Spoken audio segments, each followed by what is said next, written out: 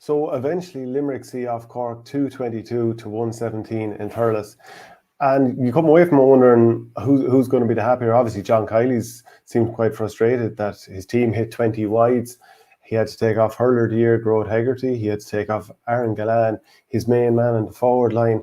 And, they kind of limped over the line because in general you expect, especially if Limerick have as many scoring chances as they have here, they'll put up big score lines. And that's the sort of thing we saw all throughout last year, that they were really able to punish teams here. And really it was those 2 goals just before half time. And one was a deflected shot that was very unlucky to go past Patrick Collins, Darragh Donovan's shot, and that was kind of half blocked. But then Kyle Hayes, the machine that he is, trudging is probably the wrong word, marching up at pace from the wing back line, and a beautiful score, collect the ball in the left corner, cut back inside and just blazed it into the bottom corner. And for anyone who has him in fantasy hurling, that's big points, by the way. But from Kieran Kingston's point of view, I mean, coming into this game, a lot of people felt they were on hiding to nothing, particularly because of how badly they were beaten in that league game a couple of weeks ago. And it was a heavy defeat, and it was over after 10 minutes. And in the first quarter of the game, a stat I keep coming to, it was 19 attempts to 6, and Cork looked to be forcing goal chances, and it didn't really happen. And they looked like a team that was probably circling the drain somewhat. And then we saw them play against Galway, and Galway put up a massive scoreline down at Páirc Uí Chaoimh. So you just started to wonder where was it going to go for Cork this year. And coming into the game, when we did the hurling show last Thursday, myself and Michael Burney, I did feel, as did Michael, that Cork would persevere with the same game plan and that they would keep trying to work the ball up the field. And so they did. Sometimes it worked, sometimes it didn't. But it's pretty clear that they've kind of taken another step in terms of trying to compete with the very, very top teams. They're obviously not a million miles off it, but did they have that steel? I think they showed a bit more steel here. They could have fallen away when you won't go 6 points behind, and I think they went back down as far as 7 or 8 points behind while this game was still open. I mean, obviously for a finish, Cork lost by 8 points, but they were forcing goal chances late on. Couple of times they looked for that pass inside. I think Darragh Fitzgibbon and Alan Cadigan looked to force passes that maybe weren't on when there was maybe to try and get goal opportunities because the game is over, and then Limerick counter-attack and they score at the other end. So I think that sort of bloats the scoreline a little bit. But so to come back to the point that when they were 7 or 8 behind, they did keep going.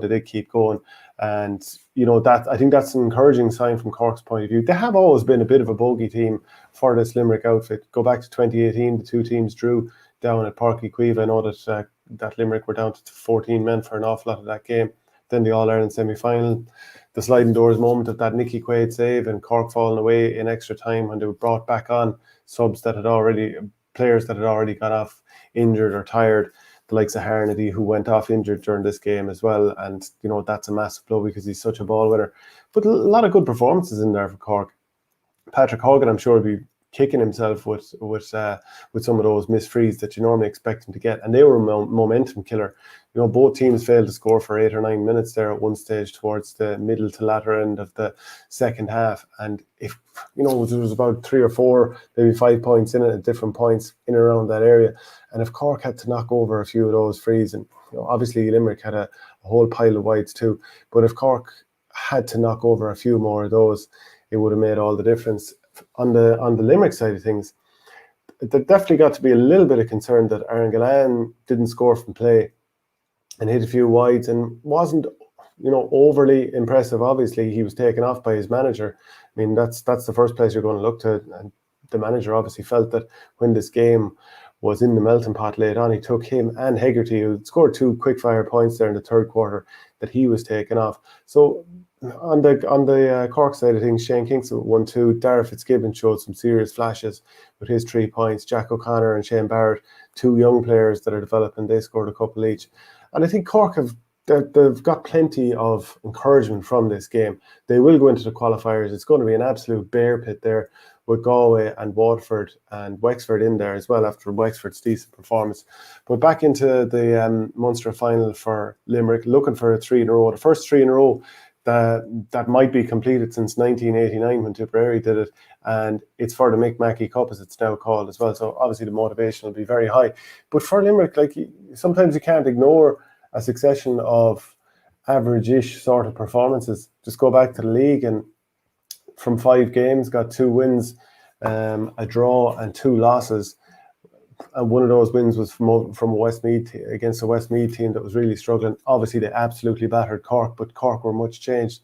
So while Limerick still obviously have all the class and all the quality and everything there to suggest that they can go on and, you know, completely take over this season, you can't ignore that. You can't ignore that Tom Morrissey, who was, you know, it was kind of like splitting hairs whether he was hurler of the year or Growth Hegarty last year, whether they, you know, like to see the two of them taken off and Galan was quite strange. But it also, I think it's actually, it's going to work out really well for John Kiley and Paul Kinnerk and so on, because if he's to take those key men off and they had to lose this and they ended up losing this game, well, then you might have a little bit of dissension in the ranks. I mean, that's just kind of natural that players, when they're taken off and you lose, you start, you know, you might be sort of mouthing under your breath a small bit about what's he doing. And obviously we ended up losing the game, and was that a silly decision? But now that he makes the changes and the likes of Graham Mulcahy comes in, he does well. Obviously, must mention Cian Lynch. He was really, really good as he has come to be, especially toward the midway through the league. Once he went in on Mark Coleman in that league game, he gave a really good performance there, and he's kind of kicked on from there. But it's a few of those lads, Sean Finn, some of the experienced lads who really stepped up. Kyle Hayes, as I mentioned already, Diarmaid Burns also, that have stepped up. But you can't ignore that Limerick have had a few games now where it just hasn't really fully looked like themselves. So they're back into a Munster final. Remains to be seen whether it's going to be Tipperary or Clare. And just one final point I'd make. Obviously, there was plenty of comments on Twitter to stuff I was putting up about some of the tackling of Limerick, which has been a recurring theme this year. I think Growth Hegarty was very lucky not to be sent off just before half-time for a high hurley. I think on Conor Cahalane, he was down getting a little bit of treatment there. So I'm not saying he went out premeditated or anything like that, but it was loose, it was high, and it was a little bit, it just wasn't fully in control over where he was tackling as far as I could see the situation. And lucky not to get a red card there, but Limerick get it done. That's generally what they tend to do, and massive room for improvement. While Cork, it looks like they're making a bit of ground. If you can compete with Limerick, you can compete with anyone. So Cork are in the hunt, and they have a huge amount to improve on too. I mean, an awful lot of bad whites. So in a way, like a good outing for both in some ways. They both have a lot to improve on. They both did plenty of okay-ish things. But I think there'll certainly be a little bit of frustration too with John Kiley, and like, you don't pull off your main stars if things are going particularly well, but they still got through. So let me know what you think.